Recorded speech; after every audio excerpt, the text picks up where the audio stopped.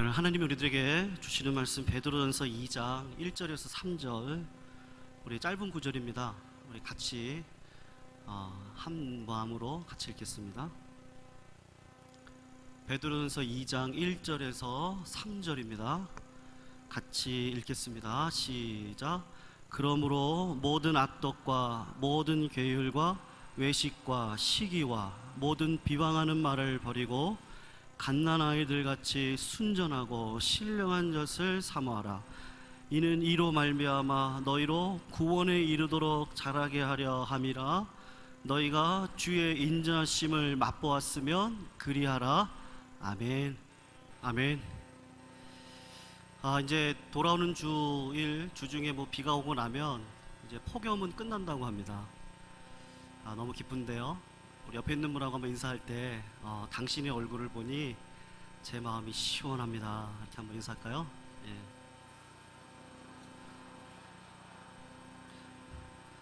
우리는 믿음으로 살기 때문에 먼저 시원합니다. 오늘 말에 대해서 조금 이야기를 좀 하려고 하는데요. 성숙한 신앙 6번째 시간, 성숙은 말의 열매다, 이 주제를 가지고 한번 우리 삶에 적용하고 한번 나아가는 시간이 되었으면 좋겠습니다.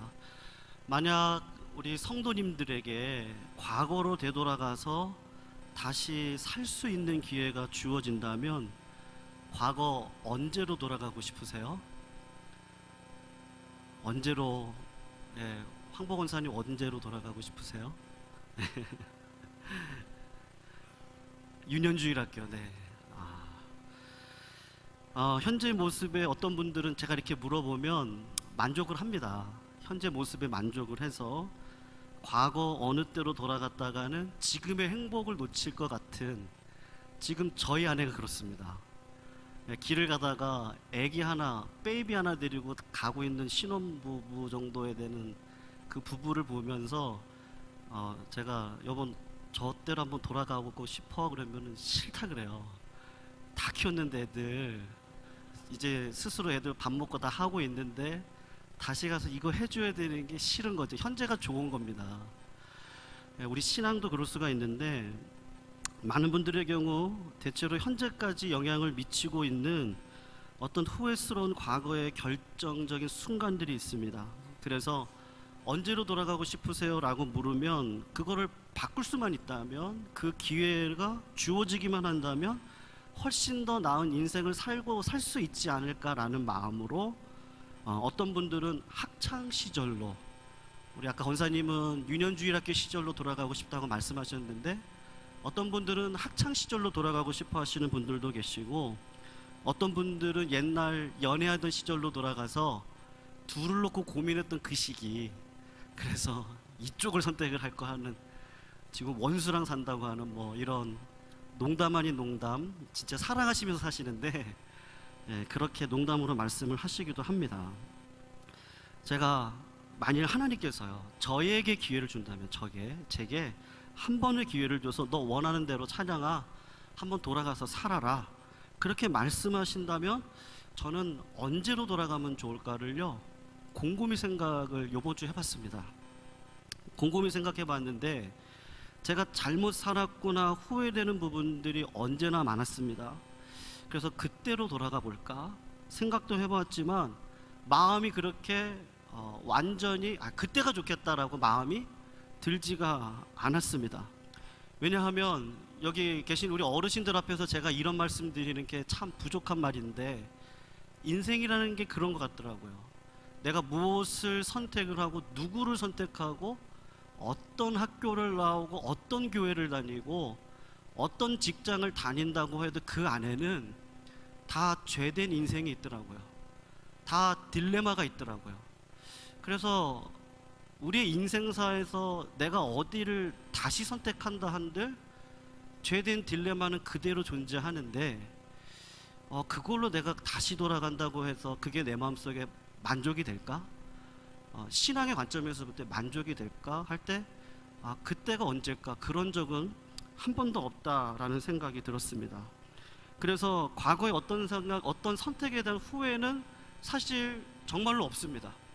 학교에 대한 선택도 마찬가지고 배우자에 대한 선택도 마찬가지일 것 같아요. 그때 가면 또 그 학교 선택했을 것 같고, 또 다른 배우자라고 해도 우리 어르신들 말씀하신 것처럼 그 사람이 그 사람이야 그러시잖아요. 다 똑같아. 물론 결혼하시고 하시는 말씀이니까 청년들은 잘 모릅니다. 그 말이 무슨 말인지 모르지만 어쨌든 거기를, 그 과정을 저도 경험한 사람으로서는 그런 걸로 선택을 바꾼다고 내 인생이 달라지진 않겠구나라는 생각을 사실은 하게 됩니다. 그래서 좀 더 내 마음을 깊게 되돌아봤을 때, 그러면 내가 가장 후회하는 부분은 뭘까? 라는 생각에 목사 타이틀 다 띄워놓고, 내가 예수 만나고 오늘 본문 3절에 나온 것처럼 주의 인자심을 맛보고 난 후인 것 같아요. 그리스도인으로 새롭게 거듭났잖아요. 우리가 신앙대로만 생활하면 하나님이 큰 은혜 주십니다. 아멘이시죠? 진짜 신앙이 재미가 있고요, 우리가 만나면 즐거워요. 그리고 만나면 사랑하고 싶고 품어주고 싶은 마음이 사실은 말씀대로만 살아가면 됩니다. 근데 예수 만나고 그분이 주 되신 걸 알고 인자함을 맛보고 났는데 오랜 시간 그냥 지나가는 거죠. 성장에 대한 고민이 없고 노력이 없이 분주하게 지나갑니다. 일이 많아요. 이런 일 저런 일, 뭐 교회만 일이 많은 게 아니라 개인 사적으로도 만날 친구들이 많고, 나이가 드시면 누가 돌아가셨다든지 뭐 이런 일들이 또 너무나 많으셔서 거기 쫓아다니시라고 바쁘신 것 같더라고요, 어르신들을 보면. 그러니까 너무 분주해서 정신없이 끌려오다 보니까 주의 인자하심을 맛봤는데 성숙과 자람과 정말 하나님이 분명히 살아계신 거 분명하고 그 주님이 나의 주님인 게 분명하다면, 우리가 하나님 앞에 믿음으로만 나아가면 정말 하나님이 많고 좋은 것을 우리들에게 허락하셔서 진짜 신앙생활이 이런 거구나, 그거를 알면서 살아갈 수 있을 것 같은데, 정말 후회되는 게 뭐냐면 그런 하나님의 영광을 경험하면서 살아가지 못하는 게 후회가 되더라고요. 사람을 외모를 보니까, 저는 교회를 모태 때부터 다녔습니다. 한 번도 떠난 적이 없었냐? 그렇진 않았어요. 청년 때 성도님들, 교회가 천국입니까? 죄인들이 모이는 곳입니까? 죄인들이 모이는 곳인데, 청년 때는 왜 그런 생각이 드는지, 그때는 이분법적인 사고가 너무 이렇게 탁 있더라고요. 지금은 이분법적인 사고로는 절대 하면 안 되는 게, 그릇이 넓어야 사람을 품으니까 회색지대가 있더라고요. 근데 그때는 회색지대가 안 보이고 진리 하나만 보이는데, 교회가 이럴 수가 있어? 제가 공산주의였습니다. 생각이요. 교회는 천국이어야 되는데 현실은 천국이 아니거든요. 공산주의가 주장하는 것도 이 땅에 천국을 이룰 수 있나요? 이룰 수 없습니다. 근데 어떻게 보니까, 제가 되돌아놓고 보니까 공산주의적인 생각을 했던 거 아닌가? 교회에 그런 천국은 있을 수 없는데, 함께 웃고 함께 울을 수는 있지만 인간의 죄된 게 있기 때문에 우리 안에 고민들이 있습니다. 말 한마디가 오해가 되기도 하고, 잘하려고 했는데 안 되는 경우들이 있더라고요. 근데 그게 누구 탓이 아니고 우리가 가지고 있는 죄된 본성인데, 그거를 그땐 몰라서 교회가 이럴 수 있어? 우리 어머니 보면서 권사가 그럴 수 있어? 우리 아버지 보면서요. 근데 지금 저를 보면 목사가 그럴 수 있어? 그렇거든요. 그런 게 우리 가운데 다 있었습니다. 그래서 한번 떠난 적은 있었지만 결국은 돌아오더라고요. 돌아와서 느낀 건, 그래도 인생에서 가장 중요한 건 교회입니다. 교회 생활을 열심히 했다는 거 후회하지 않았어요. 그런데 교회 생활을 하다 보니까, 목회자로 목회길을 걸어가다 보니까 하나님 앞에 정직한 고민이 있는데, 이것 갖고 평생 목회할 수 있을까? 이렇게 해가지고 내가 하나님 앞에 천국 간다라고 할 수 있을까라는 고민이 사실은 많이 들었습니다. 왜냐하면 주의 인자하심을 맛보고 그 안에 하나님의 법과 하나님의 풍성한 은혜를 배우기 전에 어릴 적부터 교회에 있었으니까 일을 먼저 배우기 시작을 했던 것 같아요.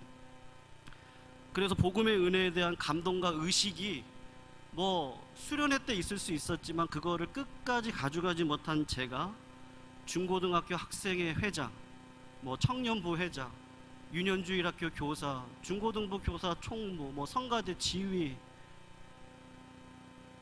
그런 의식이 제 마음속에 훨씬 더 강했던 것 같습니다.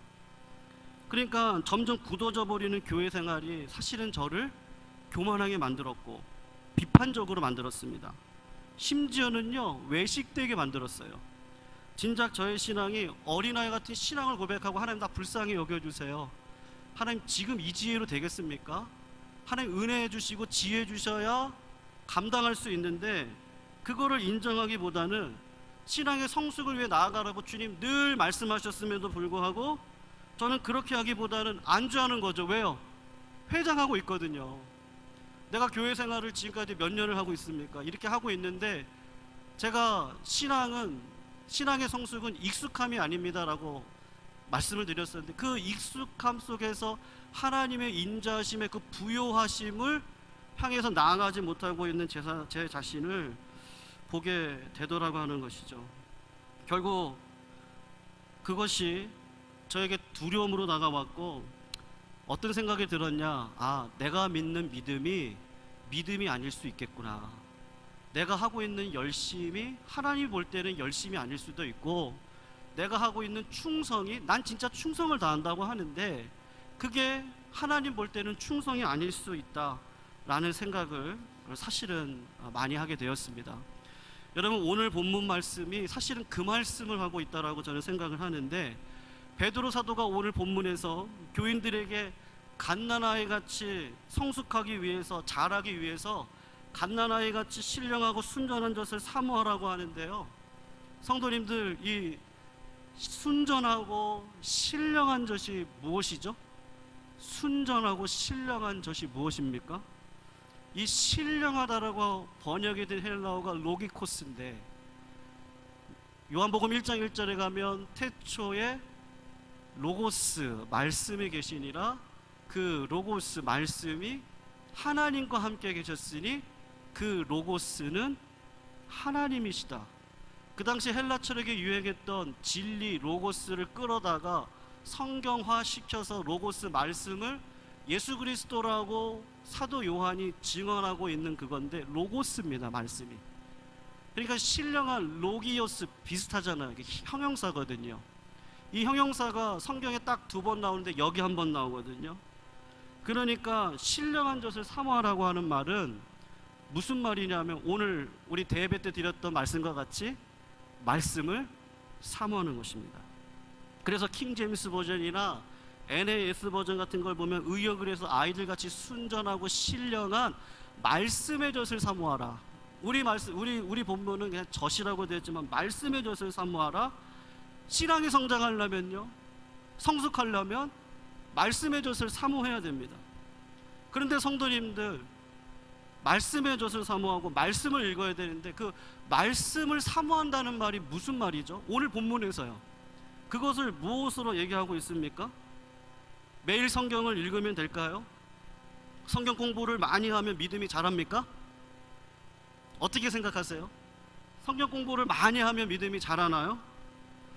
믿음이 자라는데 도움을 주는 거는 맞지만, 사실입니다만, 성경 공부를 많이 하면 자동적으로 그 사람이 신앙이 자라는 건 아닌 것 같습니다. 공부를 많이 하면 비판하기가 더 쉬울 것 같아요. 설교는 어떻죠? 은혜의 설교를 많이 들으면 믿음이 자라던가요? 은혜 설교를 많이 들으면요, 기도가 반드시 따라가야 됩니다. 그 기도를 통해서 하늘의 능력을 받으셔야 되고요, 그리고 다니엘과 같은 결단이 필요합니다. 작은 결단이라도 하나님 앞에 내 삶을 바꿀 때 그때 신앙의 능력이 드러나는 거지, 거기를 가기 위해서 은혜의 설교를 우리가 갈급해 하는 거죠. 은혜의 설교만 들으면 기육만 커집니다. 오늘 목사님이 무슨 설교를 할까? 매일 그 설교를 들으려고 마음을 준비하고 한마디 놓치지 않고 듣는다고 해도 믿음이 자라는 건 사실 아닙니다. 설교를 통하여서 믿음으로 나아갈 수 있는 건 분명 유익한 일이지만, 성경 공부를 많이 하신다고, 기도를 많이 하신다고, 설교를 많이 듣는다고 믿음이 자라는 것은 아니죠. 물론 자라는 도구인 건 맞습니다만, 오늘 본문 말씀에서 신령한 젖을 사모하라, 말씀을 사모하라고 하는 말에 진정한 의미는요 1절하고 비교가 되어지고 있습니다. 1절을 잠깐 같이 한번 읽어볼까요? 1절 말씀 같이 한번 읽어보겠습니다. 시작. 그러므로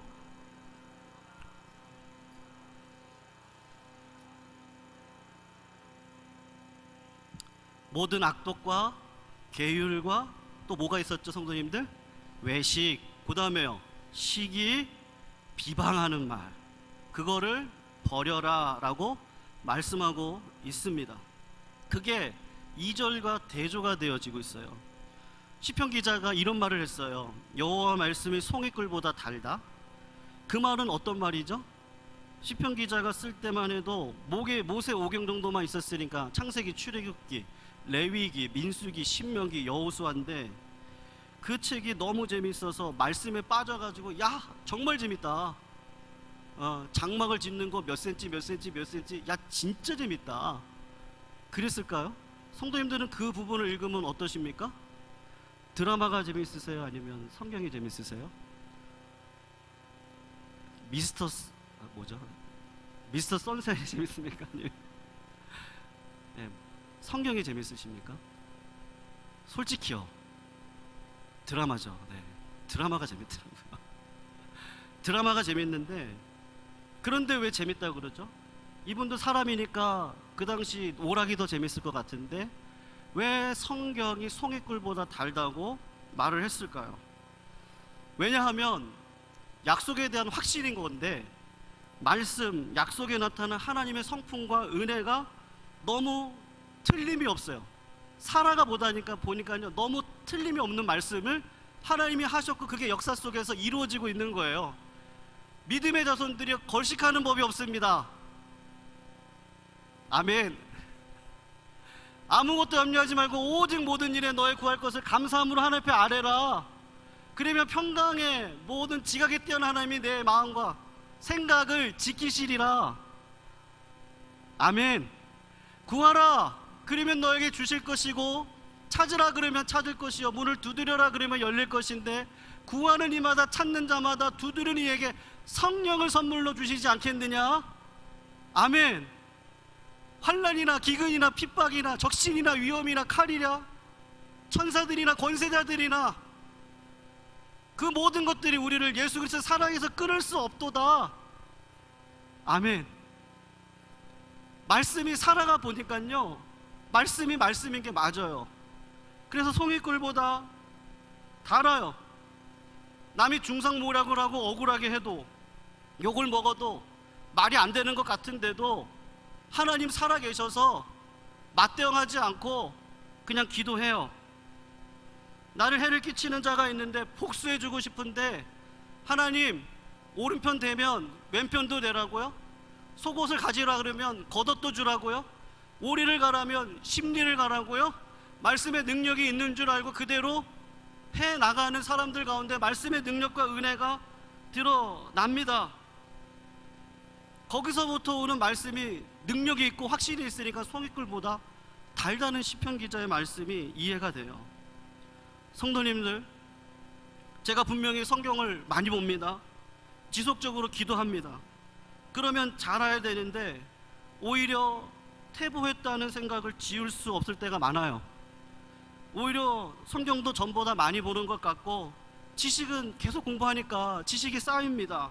그걸 제가 느낍니다. 그런데 제 마음속에 제 마음의 씀씀이는요 너그럽지가 않아요. 제 마음에 비판이 막 이렇게 스물스물 올라옵니다. 불평이 묻어져 나오고 그거를 머리가 약해져 가지고요 상처라는 말로 합리화시키고 싶은 마음이 제 마음속에 있습니다. 시간이 지나면 지날수록요 비방의 말이 사라지고 다른 사람들을 이해하는 폭이 넓어져서 정말 넓은 그릇 되고 싶은데 교회 생활을 오래 하면 오래 할수록요 참 신기해요. 더 능숙하게 비방하는 법을 배워갑니다. 교회 생활 처음 시작할 때 교회 생활 오래 했는데 예수 그리스도 만나고 난 다음에 그것이 너무 기뻐서 그때부터 다시 시작해야지라는 마음으로 할 때 내 마음속에요 누구를 미워한다는 거 정말로 이거 큰일 날 죄다 그렇게 두려워 떨었는데 교회 생활을 얼마쯤 하고 난 다음에는 누구를 미워한다는 거, 이게 이제는 어렵지 않아졌습니다. 전에는요 참 순진할 정도로 사람 말을 잘 믿고 정말 고시직하다는 말을 많이 들었는데, 교회 생활을 오래 하면서 특히 교회를 향한 불신이 커져가면서 못마땅합니다. 그래서 왜 그래? 그러면 상처받았다고 제가 얘기를 하고 있어요. 중상, 거짓, 미움, 이게 가득한 마음을 상처를 받은 거라고 제가 이야기를 합니다. 분명 맞아요. 상처받은 거 맞죠. 하지만 그것이 맞다면요, 사실은 우리가 교회의 생활에 익숙함으로 자라고 있지 않는 내 모습을 하나님이 폭로시키고 있는 것 뿐입니다. 미움과 원망이 가득 찬 말과 행동이 그 산 가운데 나타나지 않도록 우리 주변이나 환경을 보지 마시고 하나님의 약속의 말씀을 붙들고, 지금 베드로 사도가 하는 말이 2절에 보면요, 이로 말미암아 너희로 구원을 이루도록 자라게 해라. 너희가 구원받은 자 맞지만 지금 구원을 위해서 현재 진행형으로 달려가야 되는 자고, 그렇게 달려가는 자가 나중에는 구원받는 자로 예수님 앞에 설 거야. 그거를 해야 돼. 구원이 올 거야. 그러니까 구원받는 자로서 믿음으로 삶을 행해 나가야 되는데, 그게 뭐예요? 예수 믿는 사람이 처음 예수 믿을 때보다 시간이 지나면서 그 말에 뭐가 더 있어야겠습니까? 따뜻함이 있어야 되거든요. 그 사람을 보면 어떻게 내 마음을 이렇게 이해해 줄까? 한 사람이 아니죠. 모든 공동체라고 하는 큰 목적 하에서 어떤 분은 그렇게 얘기해요. 말할 때 온도가 있어야 된다. 어떤 목사님은 저한테 그렇게 얘기를 하시더라고요. 이 목사 말할 때 온도가 필요해. 보약도 차면 독약이야. 말에 따뜻함이 없으면 못해.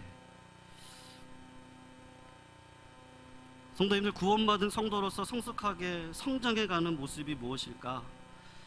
베드로 사도가 얘기하는 것처럼 말을 하면서, 특별히 하나님의 신령한 젖이 말씀을 의미한다면 그 신령한 젖인 하나님의 말씀을 사모하고 그 말 속에 악함이나 속임이나 외식이나 비방을 하지 말라고 말씀을 하고 있는 것이죠.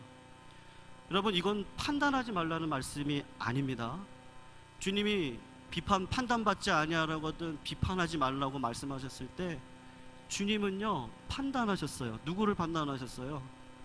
바리새인과 사두개인을 판단하셨죠. 이 독사의 자식들아. 성전에 들어가셔서 판단하셨습니다. 다 뒤집어 엎었습니다. 하나님과 반대되는 것들은 주님이 말씀으로 판단해서 심판하십니다. 지금 그 이야기를 하고 있는 게 아니라, 내가 하나님을 향한 그 신실한 가운데 어떠한 상황 속에서도 하나님을 향한 비방과 계율과 믿음 없음을 가지고 있느냐. 근데 그게 어디서 시작이 되냐면요, 말에서 시작한다고 베드로 사도는 말을 하고 있는 겁니다. 말이라고 하는 게 별거 아닌 것 같지만 부정적인 말을, 하나님을 향하여 신뢰가 없는 말을 조금이라도 하기 시작을 하면 그게 성숙보다는 익숙해지고 결국에는 남을 비방하는 자리도 너무나도 쉽게 갈 수 있다는 것을요 말씀하고 있는 거죠. 내 맘대로 느끼는 대로 하는 겁니다. 마치 나이키 광고처럼요. Just do it. 거기 by word, 하나님의 말씀이 들어가야 되는데 그냥 세상의 가치관으로 그냥 너 하고 싶은 대로 해. 그러면 성숙이 없는 거죠. 성도님들, 이거에 대한 아주 좋은 예 하나가 있습니다. 창세기 22장에 보면요, 아브라함이 이삭을 바치는 장면이 나오는데 하나님이요 말도 안 되는 요구를 하세요. 아브라함한테, 아브라함아 이삭을 바쳐라. 아브라함아 이삭을 바쳐라. 성도님들, 그 말씀이 아브라함이 이해가 됐을까요? 안 됐을까요? 하나님이 줬다가 뺏어요? 그럴 수 있습니까? 만약에 하나님이요, 아브라함아 너 이삭 목사시켜라, 너 이삭 선교사 시켜라, 그러면 이해가 거기까진 되죠. 그런데 내 아들 번제로 바쳐? 이해가 안 됩니다. 왜냐하면 번제는 소나 양을 잡아서 각을 떠 가죽을 벗겨 불에 연기까지 다 바치는 건데, 태워드리는 제사가 번제인데, 아브라함이 믿는 하나님이요, 성도님들과 제가 믿는 하나님이 사람을 제물로 받는 무자비한 하나님이 아니시잖아요. 당신의 예수 그리스도 아들을 십자가에 못 박아 죽일지언정 우리를 제물로 삼으시는 자가 하나님이 아니십니다. 그런 하나님이 아니신데 천하 생명을 귀하게 여기시는 하나님께서요, 마치 하나님이 아닌 것처럼요, 그런 상황을 우리들에게 허락하시는 거죠. 하나님이 살아계시면 그런 일이 벌어질 수 없을 것 같은 상황이요, 아브라함에게 주었던 아들을 다시 바치래요. 그런데 여기서 중요한 아브라함의 믿음에 우리가 배워야 될 본받을 점이 하나가 있는데, 이해가 안 가는 거죠. 아브라함이 하나님 왜 그래요? 그렇게 기도했으면 좋겠는데 묻지도 않아요. 하나님을 향한 그 신뢰의 마음과 한데 비방과 계율의 마음은 하나도 없고, 묻지도 않고 3일길을 새벽에 일어나 걸어서 이삭을 번제로 바쳐요. 여러분, 만약에 아브라함이 저였으면 어떻게 했을까요? 아마 기도원 가서 3일 금식 기도했을 것 같아요. 하나님의 뜻인지 아닌지 물어볼 것 같아요. 하나님 안 됩니다.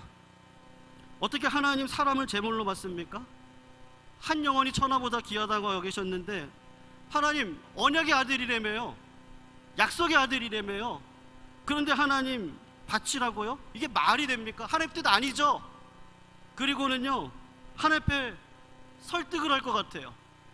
하나님의 뜻이 아닌 just do it, 그냥 내 뜻대로 할 것 같은데, 하나님 솔직히 이삭은 어렵고 이스마엘은 어떻겠습니까? 그럴 것 같거든요. 근데 많은 우리가 그래요. 많은 분들이 하나님 원하는 대로 가는 게 아니라 믿음이 아니더라고요. 내가 믿는다고 하는데 하나님 이거 해 주셔야죠.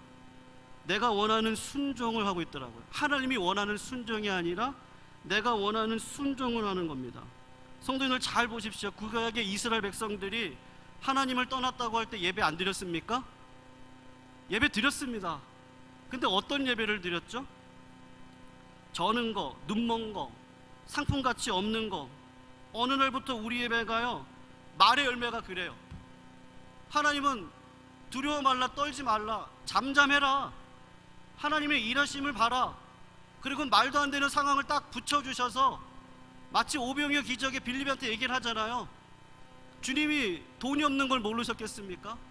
그 사람들이 배가 얼마나 고픈지를 모르겠어요. 빌립에게 묻는데 빌립은 설득을 하죠. 이성적으로, 합리적으로. 이 많은 사람을 먹으려면요, 돈 얼마가 필요합니다. 설득을 합니다. 그냥 차라리 이 사람들 다 집으로 보내시죠. 주님이 지금 그거 보여주려고 지금 그렇게 질문을 하고 있는 게 아닌 것처럼, 하나님께서 아브라함에게 이삭을 바치라고 하는 것은요, 하나님의 온전하신 뜻을 그 사람한테 드러내고 싶은 거거든요. 여러분 보십시오. 아브라함이 3일길을 걸었습니다. 모리아 산에 갔어요. 산 위에 올라가면서 불과 나무를 등짐에 오던 종들을요, 다 산 아래다가 기다리라고 하고 올라갑니다. 성도님들, 아브라함이 왜 종을 두고 올라갔을까요? 왜 두고 올라갔을까요? 종들 데리고 가서 아들 이삭 죽이면 그 종들이 어떻게 할까요? 말릴 겁니다. 그러니까 최대한 말을 아끼고 너희는 여기 있어. 여러분, 아브라함이 사라랑 의논했을까요? 여보, 내가 어제 3일 기도했는데 하나님이 응답을 주셨어. 뭐예요? 약속의 아들 이삭 제물로 바치래. 어머, 너무 잘 됐네요. 삶아가지고 우리 바치죠. 그럴 아내가 있습니까? 당신 미쳤어. 언약의 아들이라며. 그 하나님 살아있는 거 맞아? 분명히 살아 그럴 거거든요. 그러니까 아브라함 여자의 그 속성을 잘 아는 거죠.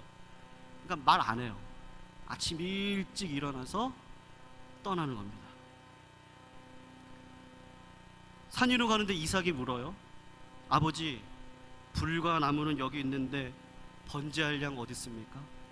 저 같으면 막 눈물을 뚝뚝 떨어뜨리면서, 아유 불쌍한 내 자식, 하나님이 너 바치려는데.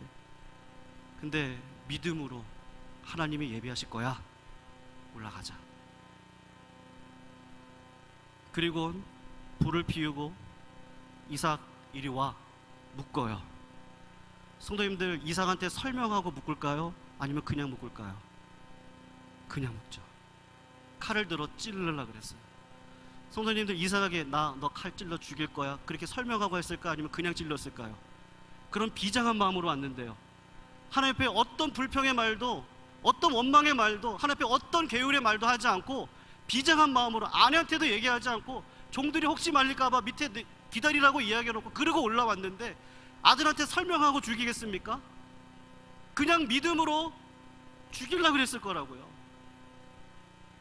하나님이 그 믿음을 보시고 아브라함아 아브라함아, 당황한 목소리로 그 칼을 치워라, 이삭을 살리겠다. 어린 양을 예비하셔서 여호와 이레를 경험하게 하시는 것이죠. 아브라함이 그런 믿음까지 갈 수 있었던 거, 오늘 3절의 말씀과 같이 주의 인자하심을 맛보았으면 너희가 그리해라, 신령한 젖을 사모해라. 1절에 가서 보니까 악한 말을 버리고 계율을 버리고 말씀의 젖을 사모하는데, 그건 다른 게 아니라 말부터 시작해야 된다. 하나님을 살아계시니 그 하나님의 살아계심을 믿고. 말을 하기가 쉽습니까? 안 하기가 쉽습니까? 말하기가 너무 쉽더라고요. 막 말하고 싶어서 미칠 때가 너무 많았습니다. 아브라함이 그러지 않았을까요? 하나님이 신뢰가 되지 않으면요, 말하기가 너무 쉬웠을 것 같아요. 하나님 살아계신 건 맞아? 사랑하는 성도님들, 놀라운 게 이건데요, 아브라함아 이삭 바쳐라 그랬을 때 아브라함이 이삭 바쳐야 되는데, 만약에 하나님이 아브라함아 이삭 바쳐라 그럴 때 아브라함이 싫어요. 그리고 요나처럼요 자기 자식 데리고 저 멀리 도망을 갔어요. 저 멀리 도망을 갔을 때, 사랑하는 성도님들, 하나님께서 아브라함을 그냥 두시겠습니까? 요절하시겠습니까? 대답해 주세요. 다 끝났습니다.